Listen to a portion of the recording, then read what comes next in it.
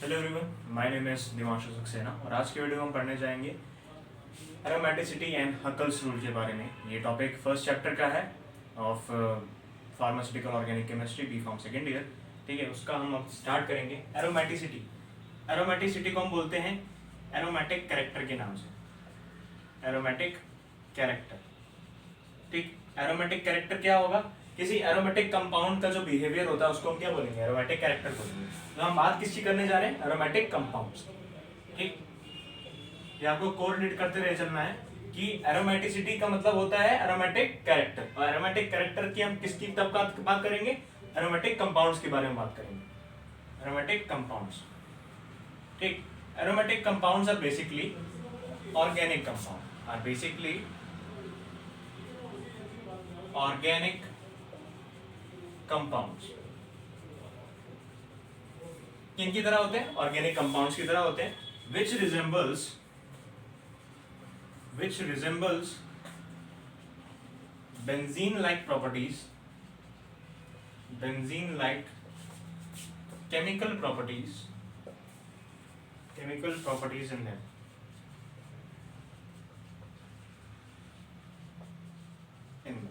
ठीक है, इसमें क्या एरोमेटिक कंपाउंड्स में बेंजीन की तरह, जो बेंजीन की जो हमारी केमिकल प्रॉपर्टीज होती हैं उसको ये फॉलो करते हैं।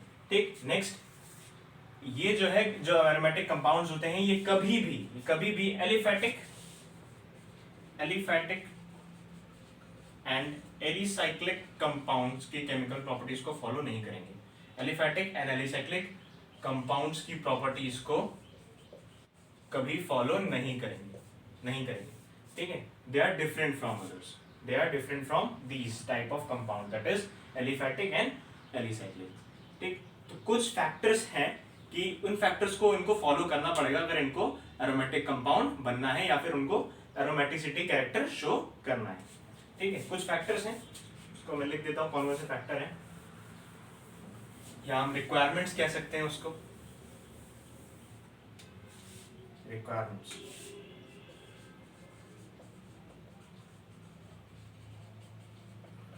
फर्स्ट तो ये होना चाहिए कि वो साइक्लिक नेचर के होने चाहिए। क्या होने चाहिए? साइक्लिक नेचर के होने चाहिए। दूसरा, sp2 हाइब्रिडाइज्ड होने चाहिए। sp2 हाइब्रिडाइज्ड होंगे तो उनके जो है कॉन्जुगेट डबल बॉन्ड्स भी होंगे उनके पास, conjugate double bond.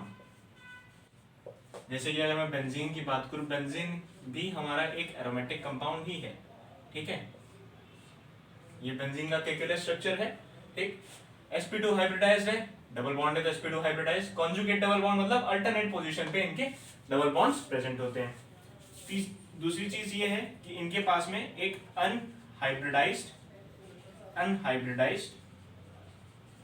p orbital होना चाहिए, ताकि वो ओवरलैपिंग कर सके और p पाई बॉन्डिंग को एक्वायर कर सके और ओवरलैपिंग कर सके। ठीक है, तो ये हमारे कुछ हैं जो रूल्स हैं जो कि फॉलो होने चाहिए एरोमेटिसिटी कैरेक्टर शो करने के लिए। अब हम बात करने वाले हैं हकल्स रूल के बारे में। ये भी एक रूल है, मतलब जिसको फॉलो करना होगा किसी भी एरोमेटिक कंपाउंड को to show its aromatic character. ठीक है, तो एक साइंटिस्ट थे, इनका नाम था हकल। उन्होंने एक रूल दिया, ये जर्मन फिजिसिस्ट थे, थोड़ा आप लिख सकते हैं आपको अगर लेंदी करना है थोड़ा सा। तो जर्मन फिजिसिस्ट थे जिन्होंने 1931 में, शायद 1931 में इन्होंने ये रूल दिया था।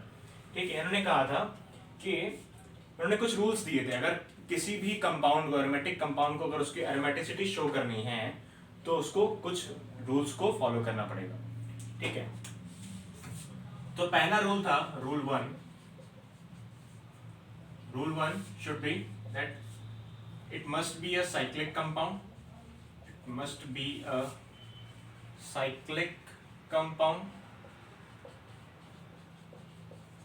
And planar in nature. Cyclic compound ये पहले ही पढ़ा हमने, साइक्लिक होना चाहिए, प्लेनर भी होना चाहिए। लास्ट वाले में प्लेनर लिखना भूल गया था, लेकिन उसमें प्लेनर था और यहाँ भी हकल्स रूल में भी प्लेनर है। ठीक है, प्लेनर क्या होता है? जैसे कि मान लो हमारे पास में ये बेंजीन का हम स्ट्रक्चर बना रहे हैं, क्या ऑर्बिटल पिक्चर बना रहे हैं, ठीक है।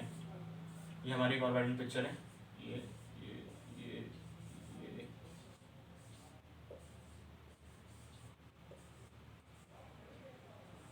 ठीक।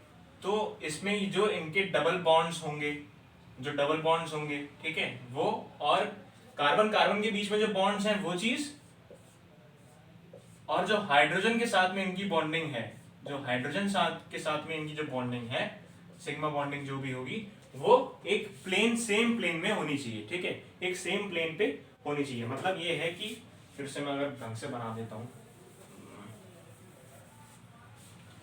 हमारे पास में बेंजीन का स्ट्रक्चर है। बेंजीन का स्ट्रक्चर क्या होता है, ये कुछ ऐसा, कुछ ऐसा, कुछ ऐसा, ठीक।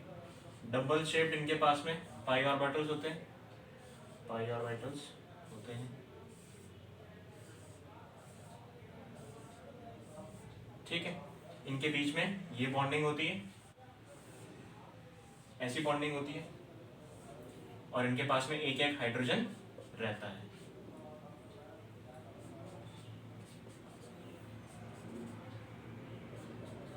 ये मॉलिक्यूलर ऑर्बिटल पिक्चर है किसकी, बेंजीन की, ठीक। तो अब देखो, जो कार्बन और हाइड्रोजन के बीच में जो बॉन्ड है, ये जो सिग्मा बॉन्ड है, और कार्बन कार्बन के बीच में जो सिग्मा बॉन्ड है, ये हमेशा प्लेनर होना चाहिए, यानी कि एक प्लेन में होना चाहिए, ठीक है, एक प्लेन में होना चाहिए, ये कहने का मतलब है प्लेनर का, ठीक। ये बात समझ में आ गई। दूसरी चीज ये है, रूल सेकेंड, कि इनके पास में इट हैज एन एटलीस्ट तो नहीं कहेंगे, it has an unhybridised p orbital which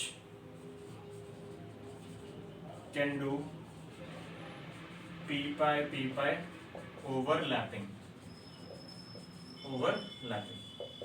ठीक है। इनके पास में एक अनहाइब्रिडाइज्ड p ऑर्बिटल होना चाहिए, जो कि हाइब्रिडाइजेशन में पार्टिसिपेट नहीं करता है, ठीक है, लेकिन वो p पाई ओवरलैपिंग में वो पार्टिसिपेट करेगा, जो हमारे डबल बॉन्ड्स होते हैं उसके फॉर्मेशन में वो काम करेगा, ठीक। तीसरा एक रूल था, रूल थर्ड, कि उनके पास में जो इलेक्ट्रॉन्स होंगे, जो भी पाई इलेक्ट्रॉन्स होंगे, उनको एक रूल फॉलो करना पड़ेगा, वो होता है हमारा 4n+2 पाई इलेक्ट्रॉन का रूल, 4n+2 पाई का इलेक्ट्रॉन रूल। इस नाम से भी कभी कभार ये क्वेश्चन पूछ लेते हैं एग्जाम में, कि हकल्स रूल 4n+2 पाई का बताइए कि क्या होता है ये चीज, ठीक। तो इसमें क्या है कि जो भी पाई इलेक्ट्रॉन्स होते हैं किसी भी एरोमेटिक कंपाउंड में या बेंजीन में, अगर मैं बेंजीन की बात करूं, ठीक है, तो अल्टरनेट पोजीशन पे इनके डबल बॉन्ड होते हैं, 1 2 3, इनके पास कितने बॉन्ड है, 3 बॉन्ड है, 3 डबल बॉन्ड है, ठीक। अब ये पता है कि डबल बॉन्ड में हमारे पास में जो है 2 पाई इलेक्ट्रॉन होते हैं, तो यहाँ पे कितने हो जाएंगे, 6 इलेक्ट्रॉन हो जाएंगे, 6 इलेक्ट्रॉन हो जाएंगे, ठीक है। तो 4n+2 पाई। अब मैं इसमें ये बताया उन्होंने कि इस रूल को फॉलो करने के लिए जो है वहां पे n की जो वैल्यू आएगी वो 0 से लेकर के 1 2 3 और ये एटसेट्रा चाहे जहां तक जा सकती है, पॉजिटिव इंटीजर यहाँ पे होना चाहिए हमारा, ठीक है। तो फॉर एग्जांपल मैं अगर यहाँ से बताऊं कि बेंजीन को अगर हम चेक करें कि वो हमारा एरोमेटिक कंपाउंड है कि नहीं, तो उसको हम कैसे चेक करेंगे, अकॉर्डिंग टू दिस फॉर्मूला। पहला रूल ये बताया था कि जो हमारी ऑर्गेनिक कंपाउंड जो भी हमारा एरोमेटिक कंपाउंड है वो साइक्लिक नेचर का होना चाहिए, बेंजीन हमारा साइक्लिक नेचर का है, ठीक है। अल्टरनेट इनके डबल बॉन्ड्स होने चाहिए, कॉन्जुगेट बॉन्ड्स हैं इनके पास में, ठीक, प्लेनर भी है, सब चीज फॉलो कर रहा है। अब ये बची रूल 3 का फॉलो इसको करना चाहिए, ठीक है। तो क्या है, इसके पास में 3 डबल बॉन्ड है, तो अल्टीमेटली 6 इलेक्ट्रॉन्स हो जाएंगे, इसके पास में 6 इलेक्ट्रॉन्स हो जाएंगे, पाई इलेक्ट्रॉन्स। अब क्या होगा कि 4n+2 के साथ हम लोग 6 रख देंगे सामने, 6 रख दिया, 4n+2, तो इधर प्लस कर रहा है, उधर जाएगा तो माइनस, बचेगा कितना, 4n=1 आ जाएगा। अब n की देखो 1 इसमें वैल्यू हमें है, n की वैल्यू है, इट मींस कि जो हमारा जो बेंजीन का कंपाउंड है वो क्या है, हमारा एक एरोमेटिक कंपाउंड है और वो एरोमेटिसिटी शो करता है। सेम अगर हम नैफ्थलीन की बात करें, नैफ्थलीन का एक और एग्जांपल लेते हैं हम, नैफ्थलीन, सेकेंड एग्जाम्पल हम ले रहे हैं नैफ्थलीन का। नैफ्थलीन में दो बेंजीन के स्ट्रक्चर्स होते हैं एक साथ,